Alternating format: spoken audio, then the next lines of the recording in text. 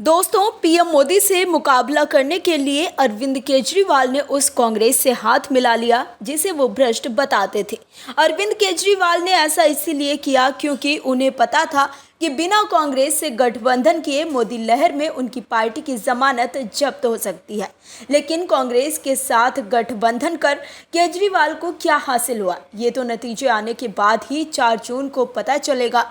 लेकिन उससे पहले इस बात की चर्चा है कि कांग्रेस ने केजरीवाल के साथ ऐसा क्यों किया।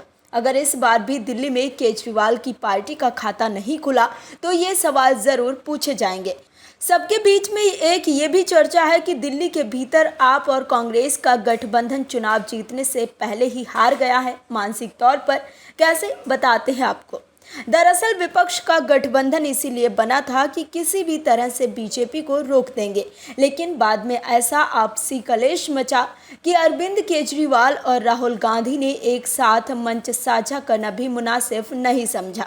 राहुल गांधी केजरीवाल पर लगे भ्रष्टाचार के आरोपों से कथित तौर पर दूरी बनाकर रखना चाहते थे, तो वही शायद केजरीवाल को भी लगा होगा। बताते हैं आपको पूरी खबर विस्तार से।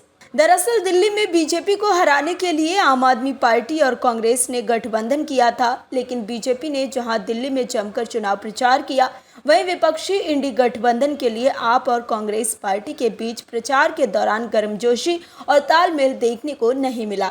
कांग्रेस ने अपने स्टार प्रचारकों की सूची जारी की थी। स्टार प्रचारकों में शामिल कई सीनियर नेता पूरी तरह से गायब भी रहे। प्रचार का जिम्मा अकेले राहुल गांधी ने संभाला। एआईसीसी की तरफ से दिल्ली चुनाव के लिए 6 मई को 40 स्टार प्रचारकों की सूची जारी की गई थी, जिसमें नेशनल और लोकल स्तर के नेताओं को जगह दी गई थी। पहला नाम पार्टी के राष्ट्रीय अध्यक्ष मल्लिकार्जुन खड़गे का था। वेस्ट दिल्ली में बुधवार को खड़गे की एक चुनावी जनसभा की तारीख भी तय हुई थी। सारी तैयारी के बाद वो इस सभा के लिए नहीं पहुंच सके। दूसरा नाम पार्टी की पूर्व राष्ट्रीय अध्यक्ष सोनिया गांधी का था। वो भी किसी प्रचार में नहीं पहुंचे।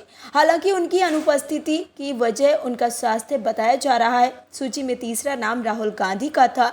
राहुल गांधी ने ही दिल्ली का चुनाव प्रचार पूरी तरह से संभाला। उनकी पहली जनसभा चांदनी चौक उम्मीदवार जेपी अग्रवाल के लिए 18 मई को हुई थी। इसके बाद उन्होंने दूसरी रैली नॉर्थ ईस्ट लोकसभा उम्मीदवार कन्हैया कुमार के लिए 23 मई को सुबह की और इसके बाद नॉर्थ वेस्ट दिल्ली उम्मीदवार उदित राज के लिए की। यहाँ पर उन्होंने टाउन हॉल कार्यक्रम के तहत महिला न्याय पर चर्चा की। इस सूची में चौथा नाम प्रियंका गांधी वाड्रा का था, लेकिन वो भी किसी कार्यक्रम में नहीं पहुंचे। इसके अलावा भी कई नाम थे, लेकिन इसमें से सचिन पायलट दिल्ली में चुनाव प्रचार करते हुए दिखे। इसके अलावा कांग्रेस के अधिकांश नेता दिल्ली से ही दूर रहे। केजरीवाल ने तो कांग्रेस के उम्मीदवारों के लिए प्रचार किया, लेकिन राहुल गांधी ने केजरीवाल के साथ मंच क्यों साझा नहीं किया, ये बड़ा सवाल है। दर्शकों, अब देखना है कि कैसे केजरीवाल के साथ रहकर दिल्ली में कांग्रेस को कुछ फायदा होता है या फिर दिल्ली से भी कांग्रेस का पतन हो जाएगा। Bureau report, OMH news. और भी वीडियोस देखने के लिए चैनल को सब्सक्राइब करें और बेल आइकन को दबाएं।